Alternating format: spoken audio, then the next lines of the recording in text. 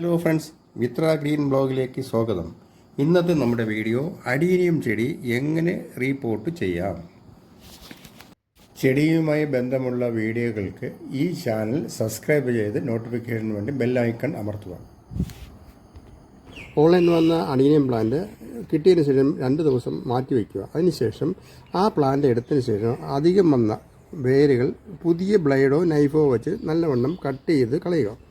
അതിനുശേഷം ആ ലൊക്കേഷനിൽ നമ്മുടെ സാഫ് പുരട്ടുക. അഡീനിയം പ്ലാന്റിൽ കട്ട് ചെയ്ത ഭാഗങ്ങളിൽ സാഫ് എന്ന ഒരു ഫംഗിസൈഡ് തേക്കുന്നത് ഏറ്റവും ഉചിതമാണ്. ഫംഗിസൈഡ് ഏറ്റവും ഉത്തമമായി അതിനെ നിലനിർത്താൻ സഹായിക്കുന്നതാണ്. ഈ രീതിയിൽ നമ്മൾ വേര് കട്ട് ചെയ്ത ഭാഗങ്ങൾ സാഫ് നല്ലവണ്ണം തേക്കുക. സാഫ് തേക്കുമ്പോൾ അതിൻ്റെ കാഡക്സിൻ്റെ താഴോട്ട് കൂടെ തേക്കുന്നത് വളരെ ഉത്തമമാണ്. അത് ചെടിക്ക് ഫംഗിൽ നിന്ന് മാറി കിട്ടുന്നതിനും പൊടിക്കുന്നതിനും വളരെ ഉത്തമമാണ്. അഡീനിയം പ്ലാന്റ് ഈ രീതിയിൽ വേണം സാഫ് പുരട്ടി ഒരു 10 മിനിറ്റോളം മാറ്റി വെച്ചതിന് ശേഷമേ പോട്ടിംഗ് മിക്സിൽ നമ്മൾ നടാവൂ. പോട്ടിംഗ് മിക്സിന് ആവശ്യമായ മണൽ, ചാണകപ്പൊടി, കുറച്ച് എല്ലുപൊടി, കുറച്ച് വേപ്പമുണ്ടാക്കും. എപ്പോഴും പുഴ മണലാണ് പോട്ടിംഗ് മിക്സിന് ഏറ്റവും ഉചിതം. മണ്ണ് എടുക്കരുത്. മണ്ണ് എടുത്താൽ അത് കട്ടി പിടിച്ച് അഡീനിയം ചെടി നശിക്കാൻ ചാൻസ് കൂടുതലാണ്. എപ്പോഴും വെള്ളം വാർപ്പുള്ള ചട്ടിയിലായിരിക്കണം ഇത് നടേണ്ടത്.